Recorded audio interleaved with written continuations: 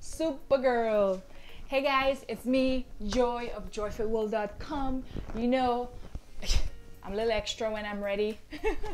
Guys, so today I'm going to talk to you about my literally couple days ago running the Baltimore half marathon and 5K. Why I run these runs and why I only do half marathons and I haven't done a marathon yet. All of that, we're going to talk about it. So if you're not already subscribed to my YouTube channel, go ahead and hit that subscribe button. Turn on the notification, that little bell looking thing. Turn it on so you can see when I post new videos, you know, new workouts, whatever it is. Go subscribe. That's if you like the video. And if you like the video, hit like. If you don't like, hit don't like. No hard feelings, no love lost. All right, guys? So this past couple of days, October 20th, I ran the Baltimore half marathon and 5K. So they call it the Baltimore-marathon because you have to basically be a moron to run both races in the same day, literally around the same time. So one of the, this was the, you know, let me show off my medals. This was the 5K medal, you know, it's pretty cool. It's a crab. And we had 2 more medals, one for the half marathon, which is 13.1 miles. Pretty cool, eh? Look at it, look at it. It's kind of heavy too. And the Baltimore marathon, that's if you did the 5K and the 13.1. So you basically said you equal a Baltimore marathon. It's pretty cool. It's pretty, you know, it's nice. I don't do it for the medals. I don't do it for none of those things. Each time I run for a cause. There's a cause that near and dear to my heart. I've run 4 half marathons so far since I've, you know, gone into the whole running half marathons thing. Running for me, so let's track back a little. Running for me has been the thing that helped me overcome my depression, overcome, you know, the PTSD, my coping skills when it comes to just, you know, going through anxiety and different things. So my first couple halves, I did the first one. I'm not sure if I remember what I did with the first one, if I wore anything, but yeah, I think I did. I wore like a pink tutu and a t-shirt with my dad's picture in it. My dad passed in 2014. That was, I think, the year I ran my first one. And I ran for cancer and people who died from cancer, people who suffering from cancer. And, you know, that was one of the causes that was near and dear to my heart at that time. The second one I did, the second or third one I ran was, yeah, I did that one for mental illness, specifically depression, right? I ran with a half a mask. It's like half of my face was covered. And if you go on my Instagram page, you will see it. You're gonna see me in a orange pants and the mask on and stuff like that. But that time I ran with the mask on for depression, which represented people who suffering from depression. And usually you can't see because they have that mask on. It's not that they put on the mask, but depression is the mask that covers them from who they really are. And depression and anxiety and PTSD and mental illness and these things like that. So I ran for that cause. I didn't, at that time, I didn't do a video, I didn't do a vlog, I didn't do a blog post. You know, I wasn't into that. I'm not into that. You know, I'm not into the blogging really, but I don't mind doing a video.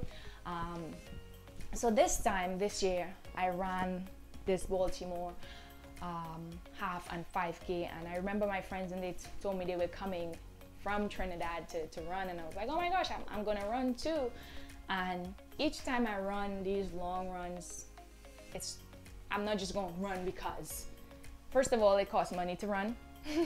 There's a lot of, you know, logistics have to go in place. There's a lot of training. It's not something that just, oh well, yeah, look, I'm going to run this because I just feel to.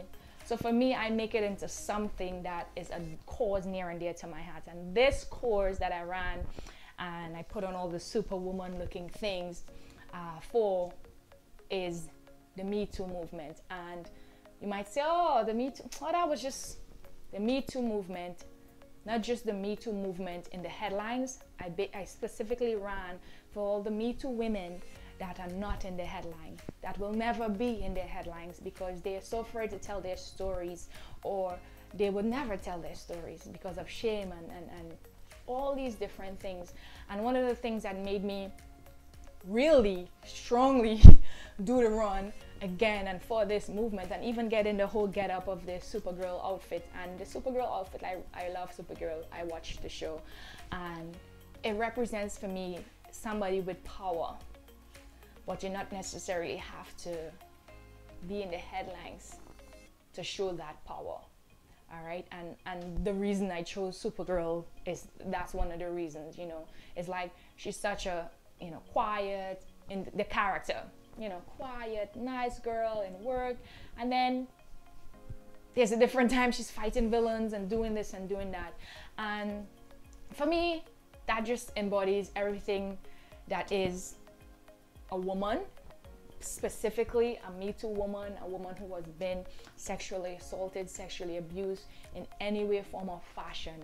And this cause is near and dear to my heart because I too were that person. I was that little girl who were, you know, assaulted. I was that little girl who couldn't talk, couldn't speak, couldn't form sentences, couldn't walk with my head up, couldn't, you know, just didn't trust people. Still don't a little bit, but yeah, you know, just a lot of stuff, guys. And when I run, it's freeing to know that 13 plus 3 and about 17 miles I'm running, and literally sometimes I cry, tears come down my eyes because my heart is so full. It's so full for these things and for this cause specifically. It's so near and dear to my heart, you know. And it may not be on the news, I may not be on the headlines. That's not what I'm here for. You know, I'm here to use my platform so I can spread the message that, listen, I was there. I was a Me Too person many times over, as a little girl, as a teenager, as a young adult. And I've used fitness by the grace of God and I've used fitness as a coping mechanism. I've used fitness to really power me through. You know what I mean? I took what was meant to be my kryptonite and took my life away, and I use it as a force. Right? Because in Supergirl is, it's kryptonite is her thing that, you know, could kill her or whatever. And I make that analogy to tell you, I use that, the abuse, the trauma, as my kryptonite to push me forward for whatever purpose God has for me, for whatever purpose He has to put me in, whatever it is. I took that kryptonite and say, no, it's not happening. I'm grateful, so grateful by the grace of God that I'm here, standing here today, and I could talk and tell you my story. And I know my story is not unique, but my story is my story. And I need you to know that your story is your story. And people might tell you, oh, well, you know, that happened to a lot of people. But one thing I love about the Me Too movement in the headlines is that it brought a lot of attention to something that's just been a real evil that's been going on for centuries, for years, and nobody spoke of it. Women, men, nobody spoke of it. And I even had people, I remember I had like 2 different types of discussion with friends, and they were like, oh, you know, why now? Why these women just all of a sudden? It's not all of a sudden. This is the time. Not just last year, not just a couple months ago, not just because it was in the headline. This is the time for us to empower our youths, especially our girls, and empower our boys as well, to not become those evil. All right? And empower our girls to know their worth. Right? So, little old me, I'm just going to use my voice and my platform as a fitness coach to spread the messages that what helped me overcome my childhood trauma being sexually abused, and what has helped me cope, what has propelled me forward, what has put fire in my heart, passion in my eyes, and literally oomph in my step. You know, exercise, specifically running. When I run, it's freeing.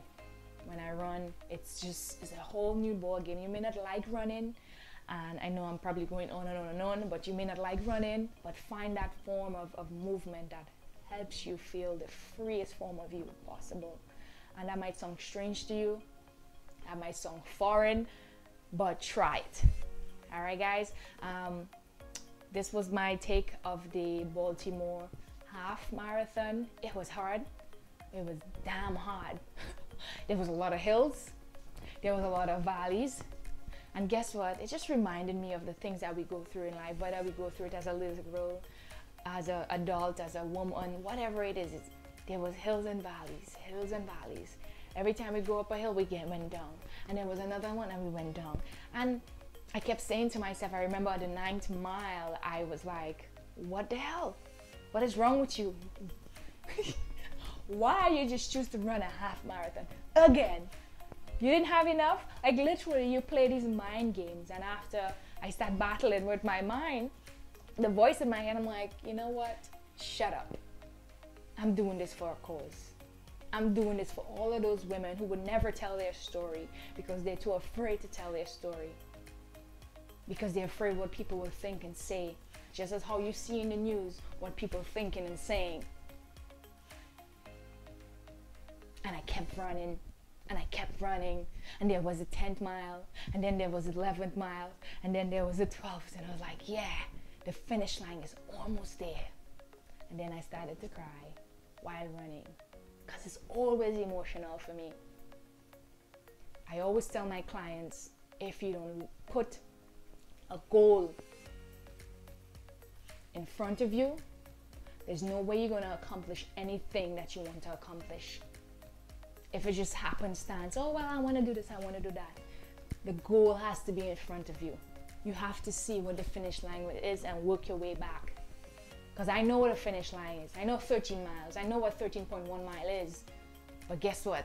I had to run the 13.1 to get to the finish line, right? I had to start somewhere, get through all those ups and downs, road, potholes. There was a lot of stuff. There was potholes. There was people. There was all bunch of different things, but I had to get through those things and get to the finish line. And a half marathon just reminds me of my life and the stuff that I've gone through as a little girl, the trauma that I went through.